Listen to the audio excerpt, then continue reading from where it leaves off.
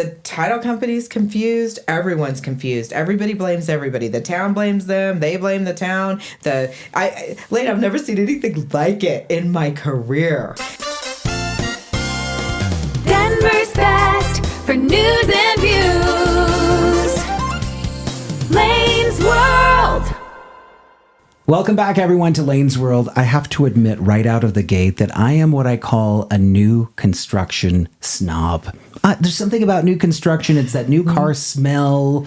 It's that idea that I'm the first person to move in and also have some idea on what that final design is going to look like. So if you are in the market for a brand new home, you are in the right place. Welcome to Lane's World. Today we have 10 things to know before buying a new build home.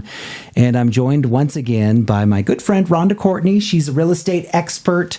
She's a real estate coach. And I imagine you've helped a client or two with new builds before. Just a couple. Yeah, just a couple.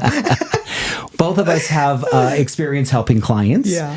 And then you also moved into a new build home. Yes. Your current home was a new build. Mm-hmm. So we have our own experiences. We have, I think, some warnings to know. The new construction process is different than the regular resale process. And so if you are kind of wondering what those differences are, some things to be aware of, you are definitely in the right place. Rhonda, what's one thing you tell your clients before they start setting out for a new construction home? Well, I mean, things have kind of changed a little bit. I used to recommend before the warranty ran out at 6 months, because typically you have a year warranty, right? Maybe 10-year structural warranty, but a year warranty. So what I would typically do is I'd tell the clients, hey, at 6 months, let's do an inspection. Let's do a sewer scope, make sure the sewer's okay, and let's also do an inspection on the whole house. Yeah. At 6 months, because then we got 6 months that the builder can repair all those things. And are you talking about this before you even start looking? Yes. I'm like, okay, because a lot of people say it's brand new, Rhonda. Yeah. It's brand new, so it's great. Well, no, it's not. There's still things that can go wrong. There's a lot that in can a new build home, right? Yeah, because everybody's human. Construction, they're human. People make mistakes, right, Lane? So, you could have a sewer problem. You could have somebody during construction run over those PVC pipes. Okay, now you got a sewer problem. You don't know that, right? Yeah, right. So I have them do a sewer scope to make sure that their sewer's good. Okay. And then I used to, until my past experience just this year, I had a really horrible experience with a builder. So now I tell them you need to have an inspection before you buy two.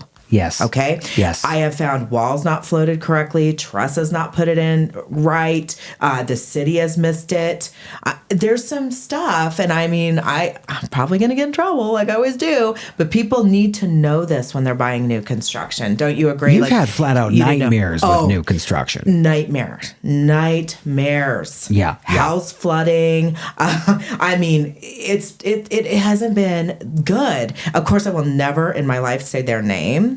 Because you're smart. Because I'm smart. I don't want to get sued. I do have your dog. I could be Elle Woods, yes. Legally blonde, right? I was just going to say, I don't want to be a lawyer. If you have not met Charlie yet, Charlie, she is here in Lane's World, the home studio. Yes. She is my 2-year-old Chihuahua, and she just decided she wanted to be on camera today. It's so happy. She makes me so happy. Thank you for letting me borrow her on your show.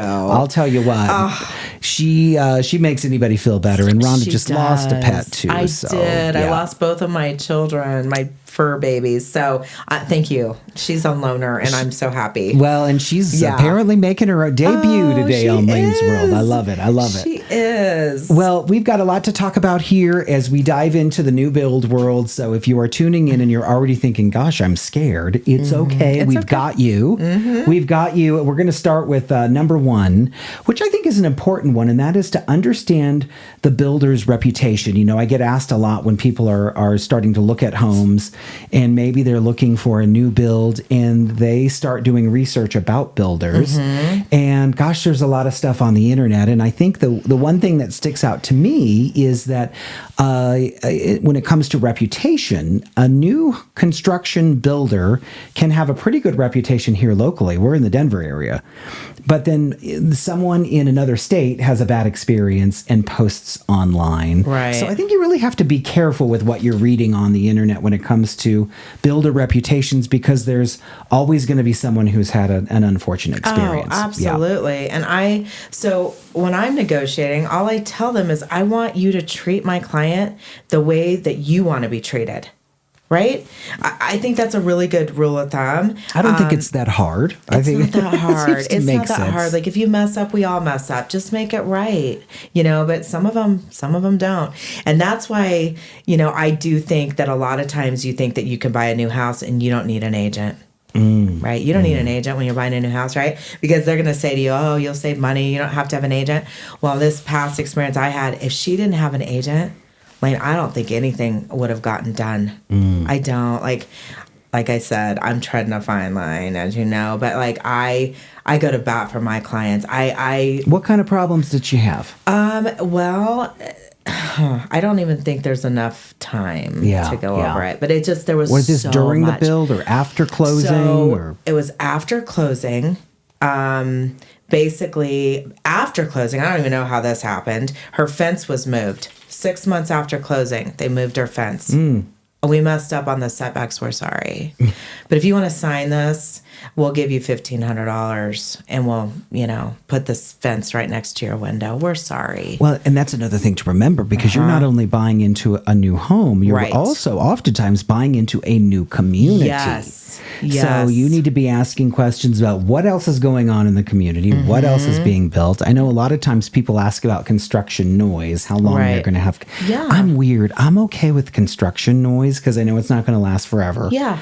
And I don't know, there's some energy and excitement around it, but some people are very sensitive to construction noise, especially if you're in a neighborhood that's going to take a while to build out. Right. So right. this was I don't know, kind of like a community fencing, zoning setback issue. I don't know. The title company's confused. Everyone's confused. Everybody blames everybody. The town blames them. They blame the town. Lane, I've never seen anything like it in my career. But then they're like, oh, here's $1,500. Sign this legal document from our attorneys, and we will never, and we'll give you $1,500. That's another thing. Like, I don't want to be an attorney. I'm saying you need to hire attorneys and stuff like this. But sometimes our clients can't afford an attorney. But they are billion-dollar companies, and they certainly will lawyer up, which is terrible for our poor clients. I feel so bad for some of these poor people that are buying these houses, and then things go wrong, and then they don't have an agent advocate for them. So all I'm saying is research the builder. Okay. Make sure that you do your inspections. Now I'm going to say do the inspection before you buy and 6 months into the process. Okay. And then after closing? After closing, 6 months after, make sure you do it. Then that way you can give them a list of warranty items to correct before your warranty's up. Okay. And then what kind of warranties do you have? Research that. Right. A lot of times we think, oh, we're buying a brand new house. No big deal. Okay, so you're jumping into a lot of points here, which is great, and we've got them coming up on our list here. So understand the builder's reputation is number one. Number two, know the difference between custom homes and spec homes. And I think this is important because a lot of times the builders that you will see as you drive around neighborhoods where they're building out an entire community is going to be more of a production builder. They're building 60, 80 homes in that neighborhood, and you're pretty much picking your home out from a plan. Yeah. And oftentimes from they've already decided what house is going on what lot, what the paint's going to be. That's why they call them spec homes. They're building them out already. They're getting them started, and you can't make a lot of changes. Is that what you're finding? Yeah, and I bought a spec home. I couldn't make any changes. I loved it. Yeah. And Lane, I have had no issues with my house. I'm not kidding. Like, I had an inspector go in there 6 months after I bought it. They didn't find a whole lot. And when they did, I got with the builder. They fixed it right away. It was so wonderful. So I'm just saying there's so many good builders out there, but just be careful. Because there's some bad ones too. Well, you have to do your homework. And Yes. if you haven't gotten that already from the show, you know you're on the right page. But I have to tell you that I have become a spec builder fan. And I haven't always, because I would say probably even 5 years ago and before that, when you would go here in the Denver area, there were the business model with a lot of builders was come in, pick a lot, pick a house, and then go to the home gallery and pick all your finishes. Now, there are some of us that's like a kid in a candy store, and I want to pick every doorknob and every single little thing in the house you're picking. It takes hours to do. Yeah. And what I have found since COVID is that many of the production builders here in our area are picking it all out for you. And at first, I was like, well, that kind of loses a little bit of the excitement when you don't get to pick every doorknob and every faucet and every single everything. What I have since learned working with clients, and even this house, the studio that we're in was spec home as well, the designers for the builders kind of know what the trends are that people want. Yeah. Black and white, subway tile. Do we want shiplap? Are we mid-century modern? Are we modern farmhouse? Oftentimes, home buyers want the same things. And that was a key problem, I thought, at the home galleries, is because I was sitting with people who weren't designers and they were picking out finishes. And Rhonda, I was like, this house is not going to look, well, we call it taste specific. Right. Did you ever see some buyers pick out some finishes that made you think, that'll look interesting? Oh, yeah. I mean, they're picking out carpet that I know will never sell on the resale market. Okay. But some of the builders will make you put deposits down. If you're choosing stuff that if you back out, they can't resell it. They'll make you put a deposit for your specific taste. Yeah, right. If you're being asked to pay a deposit for a finish that you're picking out, it means that you're going outside the line a little bit of what the builder thinks they can sell. Translation. It's Taste only specific. Yeah, that's the key to that. If they're making you put down a deposit, they're worried about your choices. Right. Okay. So there are a lot of choices. So if you go into a builder and they have packages, they say, we've got the warm colors here, we've got the cool colors here.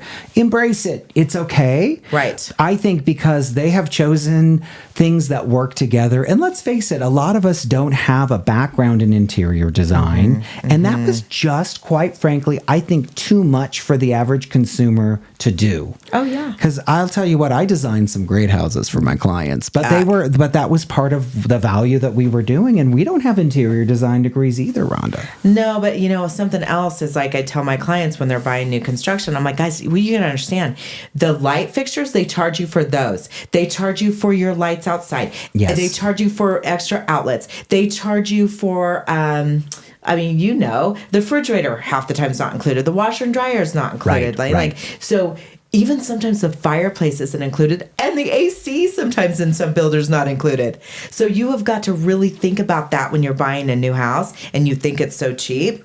Well, then when you start adding on all that stuff, right, it really adds up. And something else to be really careful of, and you'll agree, is that if you over improve that at the design center, it's not going to appraise when you sell. Yeah. Right. Yeah, that's a tough one because That's a toughie. you start, eating with your eyes and you start picking out all of these finishes. And I get it. And you get it. Well, we do. Yeah. And we go in and it's like shopping, right?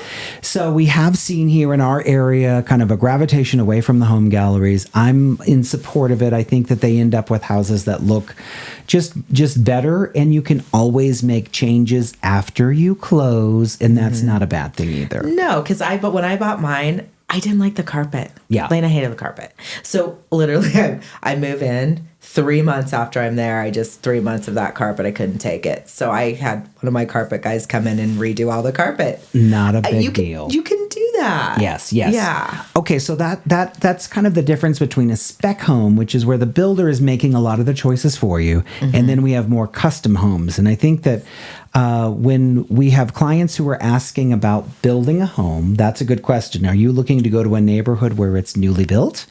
Or are you looking to actually get out an architect and start designing your own home? And I think number one, beware that that's going to cost more. Oh, yeah. Without a doubt. Oh, when I sell custom homes, yeah. Because then you got to understand this. A lot of times at custom homes, they do the land. You buy the land first, right? Now you got to put in the infrastructure. Then you got, and then the builder has to, it's a lot. It's a lot. It costs so much money. So you got to really know when you're building a custom home, what is the finished price going to be? Right. A lot of research. And this can be a fun part of the process. But another example of why it's important to have a realtor with you, because you've got more steps. Right. You've got more steps. Yeah, because I specialize on land. I know what it's like to put in those utilities and all of that stuff. Because a lot of my clients are like, "Oh, Rhonda, we're just going to build. It's going to be cheaper." I'm like, "Oh, no, it's not. No. Because you got to buy the land, and some of the land I sell is $360,000 just for the land, right? And it's not even developed. Bear Mountain, we're selling some of those lots for $2.5 million. Just for the land. Just for the land. Just for the land. Yeah. I'm like, oh, that's just for the land. Yeah. then you're gonna have to bring in the septics and the wells, and people forget about that. The propane. You got to do soils testing. There's a lot to building a home. Right. So I do think that you need to have an agent that understands that when you're going through that process. It can be a lot of fun. There's a lot to learn. There's a lot to do. The process is longer. Yeah. And I was in an amazing home up in Tinmouth, which is northern Colorado, $4.5 million custom home, and it was spectacular. It was spectacular. So if that's what you're looking for, where you really want to make those designs, and there are semi-custom builders out there who will move a wall for you here and there, but there's limitations on the exterior and that kind of foundation. So some of the walls on the interior you can change around, which is kind of cool when you can do that. And there's some great builders out there. I'm not saying there's lots of really good ones. Because you can build just amazing homes, as you know. Yes. But you really got to be careful, and you got to do your research. You need help along the way. Yes. And that is why we are here. That's why we are. That is why we are here. Right? Okay, so know the difference between custom and spec builders. Yes. The next one is the home warranty. You were kind of mentioning a little bit about this when we got started. The warranty is an important part. It's actually, I think, a big kind of one of the advantages to having a new home as well, because when you move in, typically it's 1 year. Yes. You're going to have a warranty on that property, but there is a but. There's a but on this because you have to understand how that warranty works. Right. Where have you seen buyers kind of get in trouble with warranties? Oh, well, so, you got to pay attention to your house that first year. Okay. I sold one where they knew that the basement was sinking. Okay. Who, the builder? The homeowner. They moved in. Okay. It was after a year. After a year, the basement was sinking. Like the sliding glass door, the concrete was this much below it. Okay. I've never seen anything like it. So I'm telling you, new construction, be careful and pay attention to your house the first year. It was sinking. So then the builder said, well, we'll just get our lawyers involved. You're past the warranty. So we're not doing anything. Really? Yeah. Wow. They did nothing. So the homeowner ended up having to pay $20,000 for someone to come in and do the concrete. So what happened is they poured the concrete not at the right time. So it just sunk.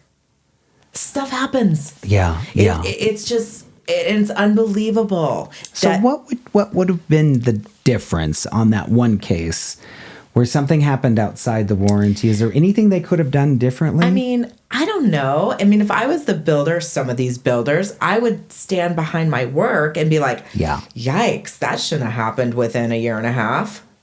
That was our bad. And I think that as a home buyer, whether it's a new build or a resale home, you have to understand that after you close, the process is different and the world is different. And Rhonda and I will come out of the box from the beginning and say, we're not lawyers. We have not been to law school. I don't want to be a lawyer. I don't even want to play one on TV at all. So we have to be careful, but that is your recourse oftentimes. And I find that it's the one thing that as a consumer you don't want to hear, but it's important to know that sometimes you may need to get the advice of legal counsel if you are outside of warranty, if you're starting to get some pushback, and we will often refer our real estate attorney friends. Because unfortunately, the builders are almost like a for sale by owner, and they're not licensed either. So I have found that it's really hard to deal with them. We're licensed. We have to disclose any material defect. An agent has to disclose. The builder doesn't. At least here in Colorado. I've had to learn that the hard way.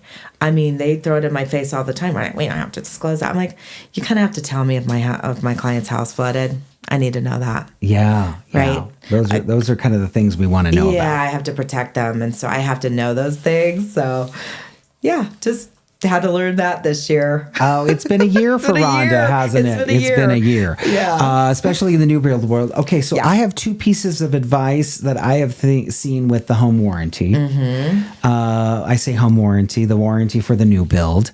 Number one is towards closing, the builder will typically give you a list of recommendations on sealing your grout, for example. What's covered under the warranty, what's not covered. For example, here in Colorado, we have a lot of shifting soils. You were just talking about that. So you're going to have cracking in your concrete. So some builders will not warrant those cracks until they reach over a certain level. So there's going to be things that are covered and things that aren't. So know the differences there. The other one is, and this, I'm chuckling because I've learned this the hard way as well. What's that phrase? You get more bees with honey than what? You get more vinegar? bees with honey than vinegar. Yeah, is what it is. Or I'm trying to think of that expression, but here's where I'm going with it.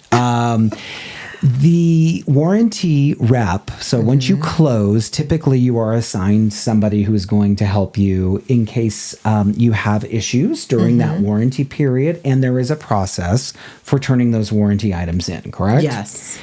So typically that warranty rep, as I've learned in my own experiences, is covering multiple communities, multiple houses, and multiple homeowners who are having issues with their homes.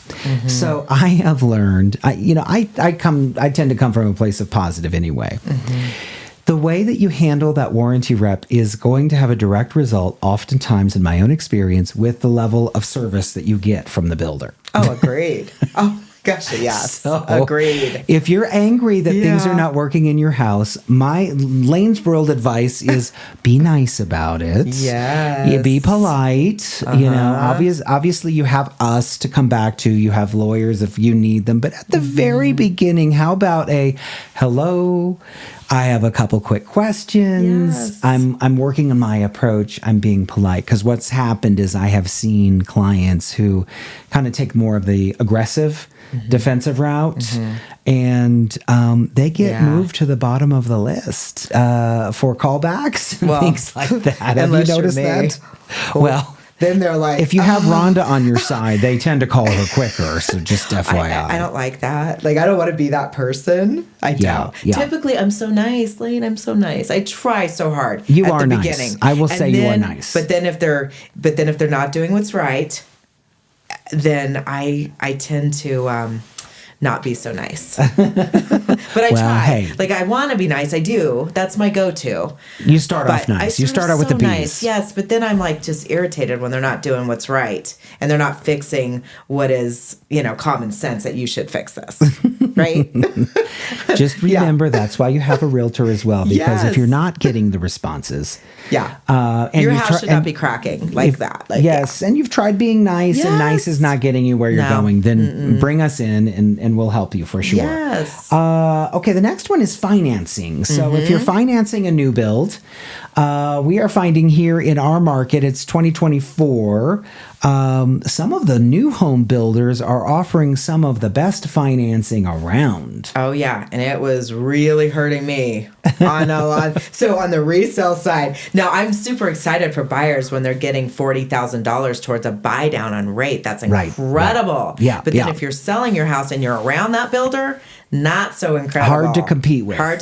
So we had to do, on a house that I just sold, we had to do a buy down. Like, we had to do it on the resale because the builder's incredible affordable financing. Actually pretty impressive. Yeah. So, and they just have a little bit more resources to work with than your average home seller. Yeah. So, if you are in a market where the interest rates are a little higher, like they are now, we think they're coming down. And at the time that we're recording this, they're right about, in that 6% range.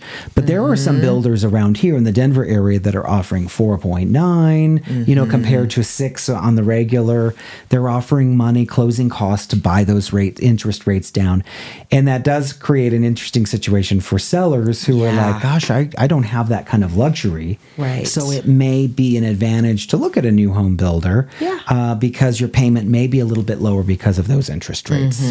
Yeah. Yeah, exactly. I also say be mindful, though, and you touched on this too, that you may have additional expenses with a new build that you don't normally have in a resale home because most new construction homes don't have, say, window coverings. Landscaping can be something that maybe you don't have a backyard finished. Fences. We forget about that. Yeah. Do you know how much a fence is? Thousands. Yes. And people don't think about that. So you're talking window coverings, landscaping, and fences. Yeah. So now we're tens of thousands. Maybe that's your buy down. Yeah. Maybe that's your rate buy down. So we've got to think about that when we're selling new construction. Again, washer, dryer, not included. Refrigerator, not included. Right. So there's a lot of things that the buyer needs to think about when they are buying new construction. Yeah. I mean, I sound like I'm negative with new construction. It's probably just because of the stuff I've been through you've had lately. Yeah. But typically, I like it. I think it's great. I do it personally. Because I'm like you, I love new. That's so fun. I buy new cars. I love new houses. But I'm just saying, buyer beware. Just because it's new doesn't mean it's good. Sure. Okay. And it's a man-made product. Of course. You think about how many products these days are made solely with human hands. Very, very few. And a new home is going to be, there's room for error. We're all human. Yeah. And I think everything can be fixed, Lane. I do. Yeah. And I think everything can be solved if you have people that are compassionate and actually care about their customers. Everything can be fixed, Lane. Yes. I really think that. But, you got to just work with a builder that's willing to stand behind their product and do what's right for their customer, too. Because as I remind the builders, they're my customer, but they're their customer, too. Yeah, for sure, for sure. So know some of those expenses. My next door neighbor, I moved in earlier this year, has yet to put in their backyard. And there are rules within the HOA as to that timeline, too. And I remember asking them, what are you going to put in your backyard? I'm curious. And they admitted to me that they didn't know when they moved in that that it was so expensive. Oh. So they're saving right now. Yes, because I remember when you bought a new build, I was like, I have lots of context for you. Oh, absolutely. But you can, and there's different levels. Yeah. You can go and I've got Tink in the background here if you hear her. We love it. She's our security system here. She's your alarm system for free. So sorry if your dogs at home are barking now. Dogs are great. The next one is be prepared for delays. With new construction, they give you an idea when the house will be done, but boy, weather can change that. A lot of things can change that. Oh, yeah. And the hard part is on the resale, we've got $300 a day for every day that it doesn't close, right? Sometimes it depends on how they write it. Right. But the builders really don't have, they write their contracts where they can close late, no big deal. I was just closing the door. We love our doggies, though, don't we? We do. Aww. We do. Thank you for giving me that second there. I love it. So be mindful of delays is key because weather can change. We had some delays coming out of COVID like nobody's business. Oh, we did. I know. Houses took a long time to finish, supply chain issues. Yeah, they did. It was not fun for a lot of people during that time. So know that you're not going to want to plan too much until you know your for sure closing date. Yes. And the other thing that I like to say to clients, because I've bought so many of my own new builds, is if your builder needs more time, I think the average consumer would think, well, dang it, they're taking too long. My advice is let the builder take as long as they need. Don't rush the builder. Agreed. Would you agree? I agree. Because again, once you close, it's a little bit of a different world. Yeah. You have a warranty, you have a recourse, you have things to do, but the money is not in the bank yet beforehand. And I have rushed builders before on my own homes and things weren't done. And I have also said, take your time. And I've been happier when they took longer. Yeah, because then it's done right. Right. And so I've learned that maybe it's a little bit of an inconvenience for me because I've got to extend the movers out. I've got to extend the deliveries out.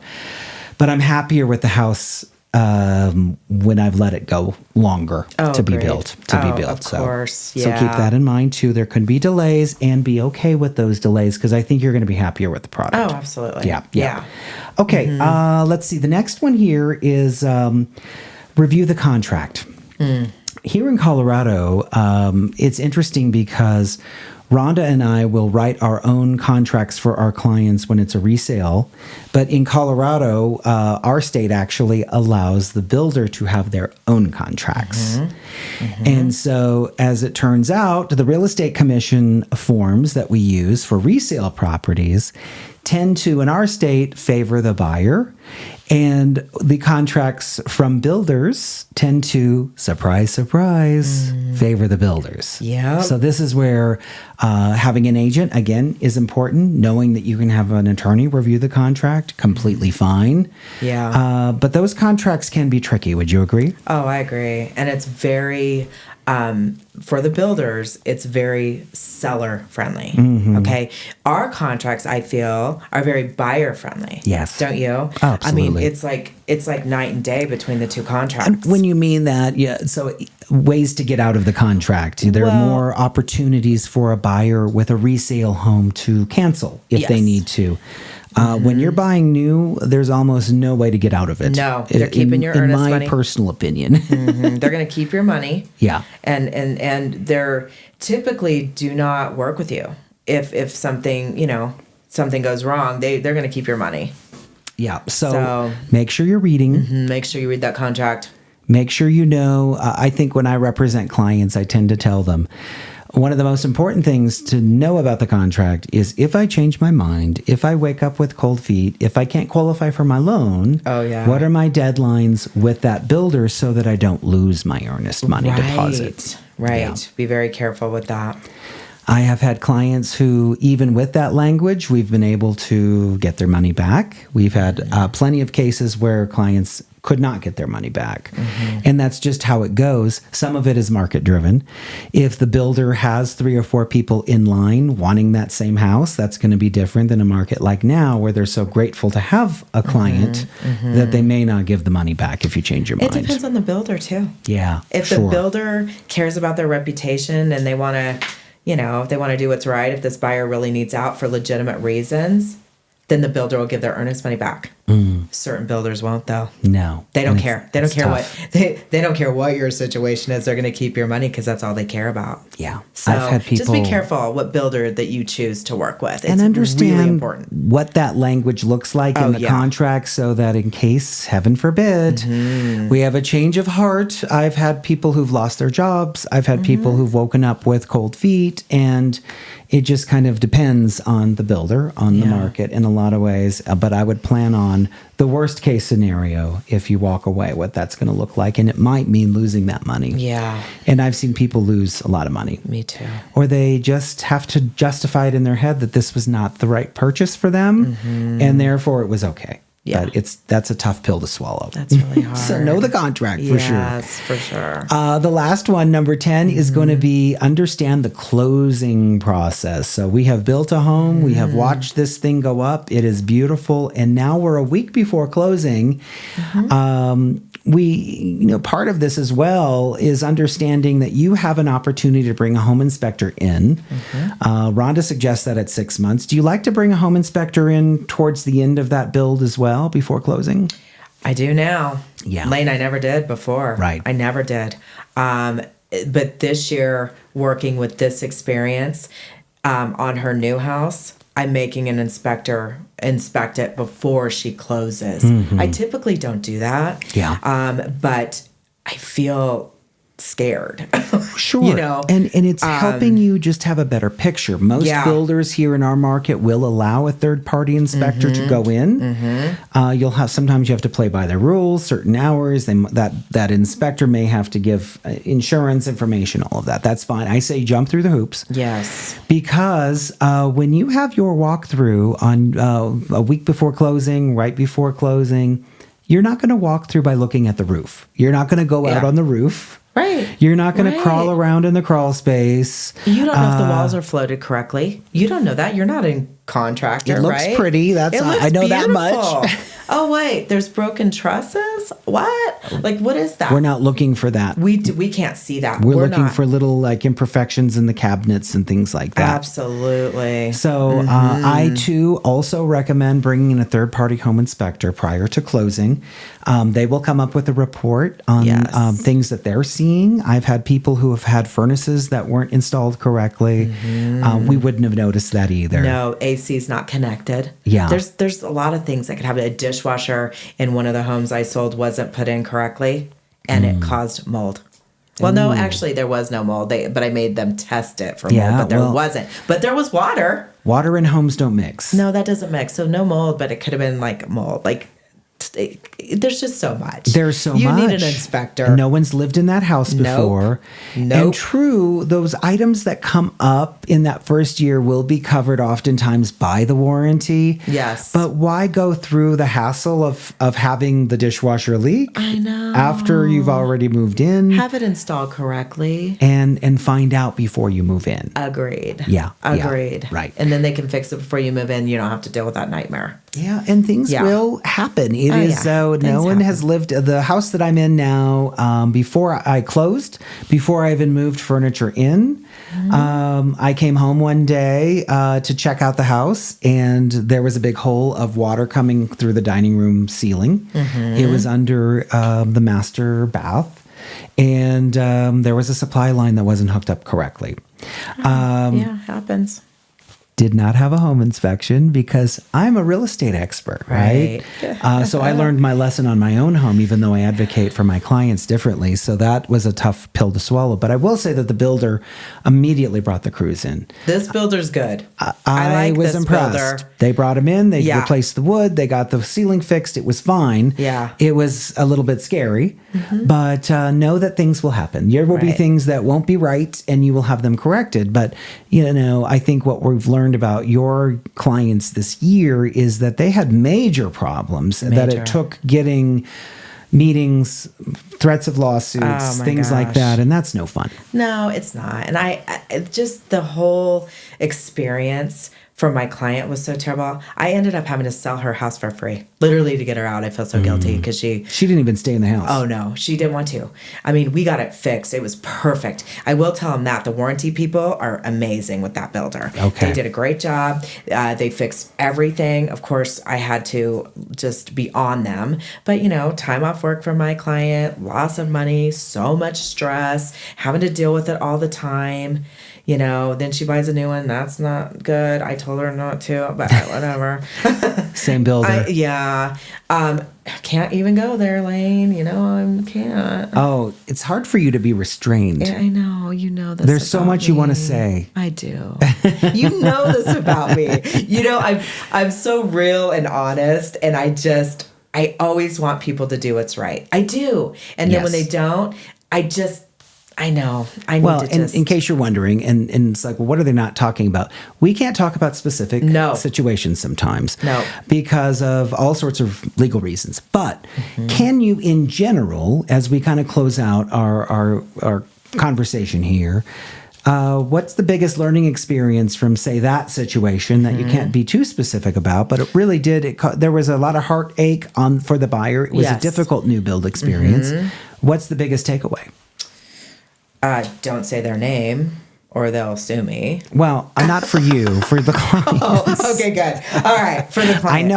I know what your manager has told you not to do. Geez, What's the biggest takeaway for consumers? The consumer needs to understand that even though it's brand new, you still need an inspection. You still need to. It's human, like you said. Human beings built these things. So obviously people make mistakes. It's how they're corrected. Every mistake, they can still fix it. Okay. Structural engineers come in. There's ways to fix everything. But what I'm saying is, just don't think that you can just buy this brand new house and then it's going to be perfect. Yeah. They never are. Right. No matter what builder it is, no matter what house it is, right? There's always stuff that goes wrong. So what I have learned is everything can be fixed. It's just how you're willing to do it.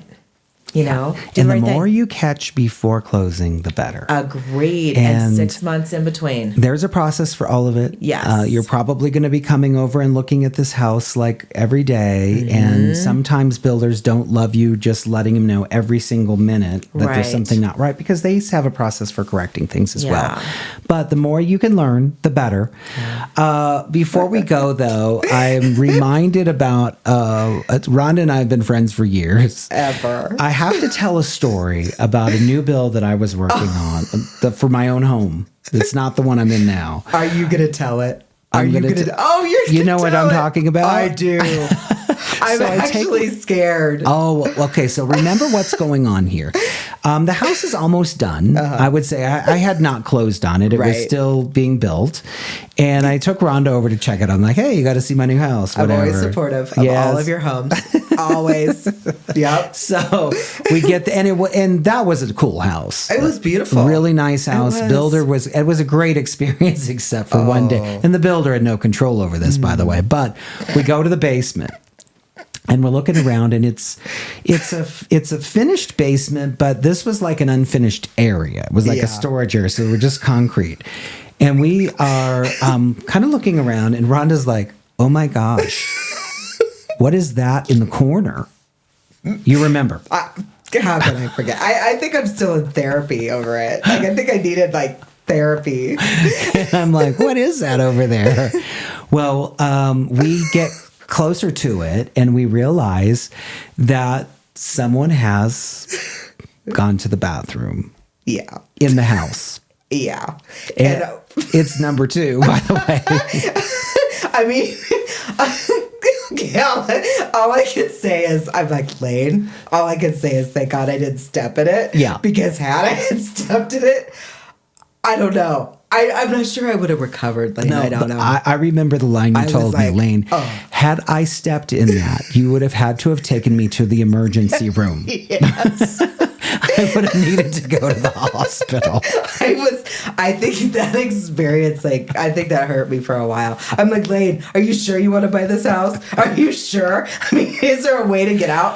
Can you tell the builders, listen? So I don't know if it was clearly, if it was one of the workers, or if it was somebody like homeless, Who does that? I don't know. That was really who does that? Who does that?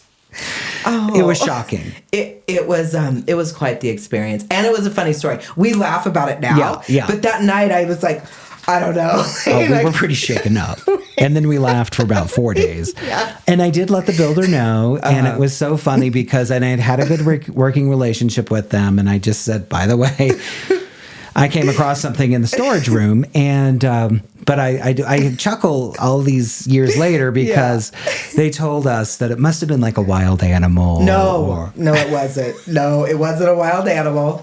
And that would have been better. I mean, we have dogs. That would have been better. No, it was not. They needed to send in the we hazmat recognized team. the animal was human. I'm laughing so hard that we're telling this story. Oh, man. I love it though, because we're pretty real here in Lane's world. Well, I'll tell you what. So that was not on any contract. That was not on any disclosure. I know we've had some heavy conversations here, but I did want to end with that one because there are some unexpected things. Of course, they cleaned it up. Of course, it was fine, but we will never forget that night. I can't. I can never forget it. I will never be the same. Well, I remember we were talking because we've helped clients with countless houses before, but that was the first time that we'd ever come across anything like that. Oh, I know. Luckily, it was your house. It was shocking. And I think you told me, you're like, Lane, you're going to have to sell this house. I'm like, you need to get out. It will forever be the poop house, though. Yeah, exactly. Exactly. Oh, it was a beautiful house, though, and I did make a lot of money on it, just so you know. But that had already been excluded by the time I sold it. And you didn't have to disclose that. No. That's a good thing, though. Yeah. But now you heard it here. Rhonda, as always, this has been fun. Thank you for your info. Thank you for sharing your insights. Yeah. Thank you for always keeping us on our toes. And thank you for stopping by Lane's World. Thank you. So if you want to build a new house, have fun, get some help, do your homework, and know that you heard it here first. Good luck with the process, and we will see you next time on Lane's World. The proceeding was a production of Murphy Creek Media, Aurora, Colorado. All rights reserved. For more real estate insights, look for Lane's World on YouTube and wherever you stream your podcasts.